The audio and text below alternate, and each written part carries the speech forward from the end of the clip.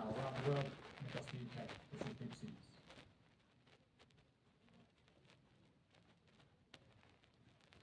So, can I come up with some coffee? What coffee is it? Does it matter? Does it matter?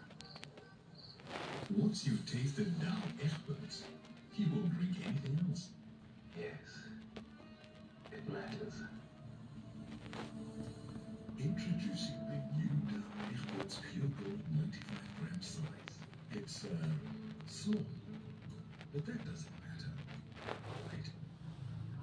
I'm thinking of buying a new car. Can you better put to my own? How old am I?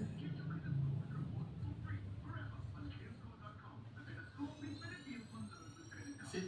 ClearScore.com. ClearScore gives you your credit score and report for free, forever. Get a score, better deals on loans and credit cards. Get your free credit score and report now at ClearScore.com.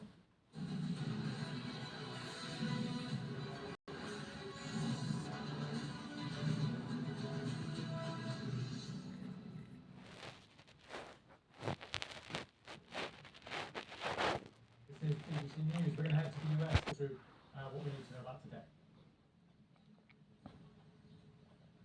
Yeah, well, as you mentioned there, it was a far slower day in court. In fact, court finished at about midday, so half a day here. And it was a day sandwiched in between one massive witness who was Stormy Daniels the day before, and a very big witness coming up, Trump's former lawyer, Michael Cohen. And so today, as you say, just kind of going over phone records, which will be important to this case because, you know, Donald Trump, it's been established even before this trial and then during testimony through several witnesses that he didn't use email or text messages or even a computer. And most of his conversations were over the phone. And so a lot of those phone conversations will be dissected when Michael Cohen takes the stand. Because remember, he says that Donald Trump directed him to make that hush money payment, which prosecutors say amounted to an illegal campaign donation. Of course, Donald Trump denies all wrongdoing, but those phone records will kind of add evidence, prosecutors hope, to corroborate a lot of what Michael Cohen will say. The defense certainly will, hit back that phone records don't prove anything. But besides that, we did have Madeleine Westerhout, who was the executive assistant at the Oval Office, and compared to Stormy Daniels and Michael Cohen to come, she was somebody who thought of Donald Trump quite favorably. In fact, she wrote a book about just how much she admired her former boss. Okay, Neda, and just before we get on to looking to next week, which you have outlined a little bit, just as a week as a whole, what will stand out most? Yeah, well, look, I mean, I think it's important for people to know that there's not really one smoking gun per se in this case. It is rather a series of blocks building to the kind of the central point for prosecutors that all roads led to Donald Trump.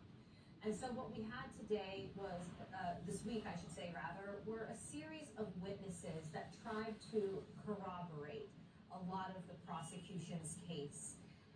We had, Stormy Daniels talking about, trying to prove that she hadn't lied about that sexual encounter with Donald Trump, which he denied, trying to say it was all about the election. In previous witnesses, again, pulling up some of Donald Trump's own statements, own words, where he talked about the importance of loyalty to him above all else. So we've really just seen prosecutors building up bits of evidence that they hope will help the narrative when they have their star witness, Michael Cohen, take the stand. And the defense continued this approach of just trying to sow enough doubt in the jury to help the jury side with them and find that there's not enough, that there is reasonable doubt and not enough evidence to convict Donald Trump. Neda, thank you very much for that. Here, the UK is out of recession after a stronger than expected growth at the start of the year. The economy shrunk towards the end of last year as people faced higher prices and shocks and higher interest rates too. The Prime Minister said the UK economy has, quote, real momentum, but admitted there is more work to do.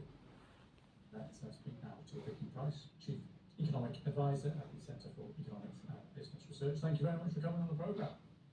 Thank you. So how should we assess the growth figures then for the start of this year? Well, it's quite positive. I mean, after all, as you rightly said, we had recession in the last 2 quarters of 2023, and now we have growth. And that growth is faster than anyone was anticipating. If you look at any views just a bit before, people were talking possibly of 0.2%, 0.4% if we were really, really lucky, and here we are with 0.6%, which of course, you know, starting from a low base isn't huge, but nevertheless, it's quite a positive change that has taken place. And I have to add that it isn't just here. If you look across the waters in the European Union, what you've got there is also an improvement in GDP, and that's all happening, of course, because inflation has been coming down. There is hope for interest rates to also start coming down, so there is a bit of an improvement in confidence overall. Okay, and what are economists expecting then for the next quarter and the rest of the year? Growth again. There are some slight worries. One of them being that the consumer is still, you know, even though confidence has improved, is still pretty reluctant to go out and spend, particularly if they don't have to. So, particularly if the weather isn't good. And now, of course, we have some rather good weather this weekend in the UK, so people may go out and spend a lot. But we saw figures for April. So, if you're looking about the next quarter, following the Q1 data that we just got, the April retail sales were pretty disappointing. And there are a lot of concerns about particular sectors, the hospitality sector in particular, pubs and so on, and restaurants, and also quite a lot about entertainment. People are just not going out, spending enough even on theatres and so on. So there is this concern that people are waiting to see what's going to happen next. There is political uncertainty around. But I think there will be growth. Now, bearing in mind, of course, the forecast for the year overall, even the Bank of England yesterday suggested just 0.5%. We need to, if we take that seriously, we need to see that as being interpreted as perhaps not that fast growth over the next few quarters. This last quarter saw growth over the previous year, so if you just compare the first quarter of 2024 with the first quarter of 2023, of just 0.2%. So we're not out of the woods yet. And a lot of emphasis now put on what's going to happen. Will there be an extra giveaway, fiscal event, maybe until, you know, just before the elections, you know, so get a little bit more of a boost. Will interest rates fall significantly? That will also give people a lot of a boost, and maybe people will feel happy about going out and spending. We're not seeing investment though recovering, and I think that's why the forecasts generally are for quite slow growth in 2024. I see. Vicky Price, thank you very much for talking us through it. Thank you. Thank you. Okay, we're going to turn to Ukraine now. President Zelensky says a fierce battle is underway in the Kharkiv region, with Russia launching what some have described as a surprise attack. Small groups of troops with armoured vehicles pushed through the front line. Military sources say they advanced a kilometre before being pushed back. Reports of sustained Russian shelling. Ukraine's defence minister says reinforcements have been sent to the region. Here's President Zelensky. Russia started a new wave of offensive actions in the Kharkiv region. Ukrainian forces met them there with brigades and artillery fire. It's important to understand that they can increase and bring more forces in this direction. It is a fact. I'm going to speak now to Patrick Fury, former NATO analyst and defence expert at the University of Bath. Thank you for coming on the programme. Good evening, Lewis. So how should we assess what is happening here? Yeah, it's difficult to get the total ground truth at the moment, and certainly Zelensky's reaction would suggest they're taking it seriously. What it looks like is essentially a reconnaissance in force, moving some troops, some supported by armour, into the area around Khalsa, which is a village on the border, and taking some ground, as you said. The question is this the opening of a new front, which some news agencies are saying, or is it going to be more limited? I think we got to go back then and see what the context is. And President Putin has been talking about trying to create a buffer zone in this area to stop Ukraine being able to launch drone and missile attacks from it. So taking, say, maybe 10 kilometers and advancing on that. And if you were going to do that, this would be a good way to start, because it's essentially reconnaissance and force, see what happens, see what the defences are like. And if there's a crack emerging, then you can try and reinforce that and exploit it. If not, well, you just go back to trying to keep your buffer zone going. And of course, there's a psychological element about taking more Ukrainian territory, about the fear factor of maybe Kharkiv, which is very unlikely to fall at the moment, you know. But it's also got that dimension. And finally, it's about pulling sparse Ukrainian reserves away from other areas where the Russians are attacking down in Chasiv Yar near Donetsk. So.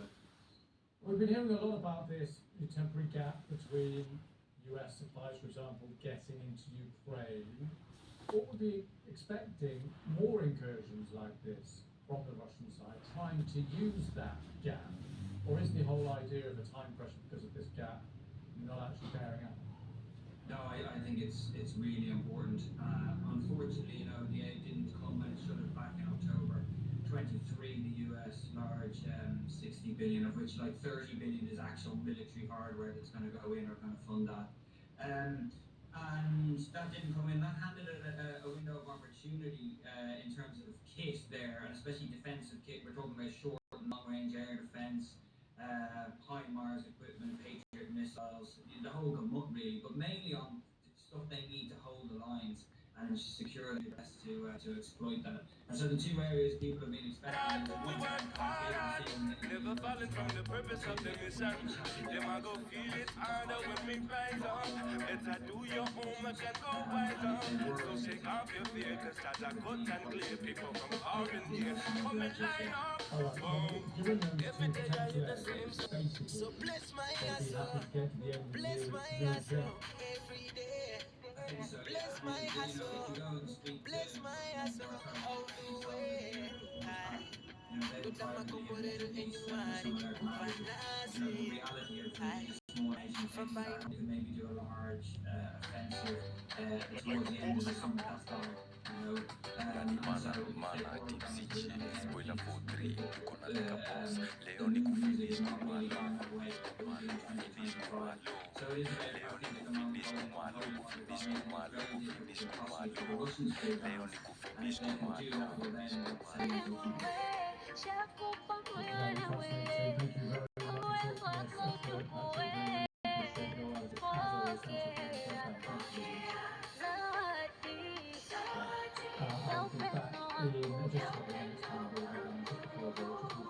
Events there, given the latest events in New York at the United Nations that UN General Assembly vote symbolic vote against the votes for statehood not in itself that vote.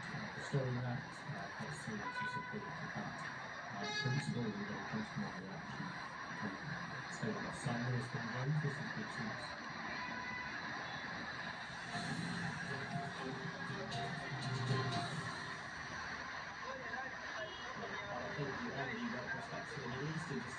Let's start across Africa, where it is unusually dry in many locations.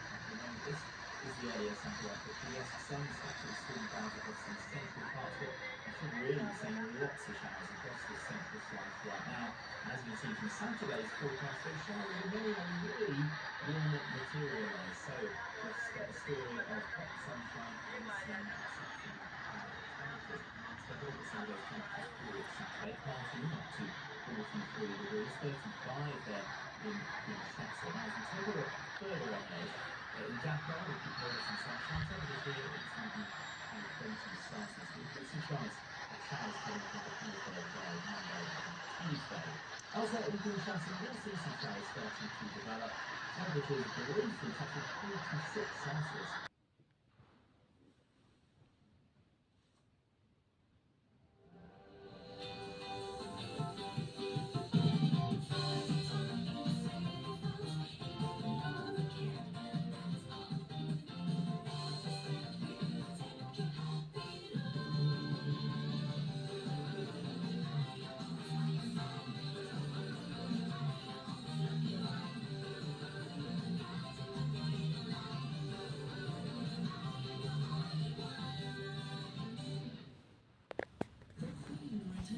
Trust me, we're gonna get justice. To her new home. You're gonna watch them burn. That feeling that something's wrong. Right here on Mnet. There's people who may try to get to you to hurt me. But people. We'll be lucky if we make it out alive. The Equalizer Season 4 starts Friday, 17 May at 8, only on Mnet. I'm a sheriff of the American Constitution, the law, but so there's no easy way to say this. Your life is in pushy sushi.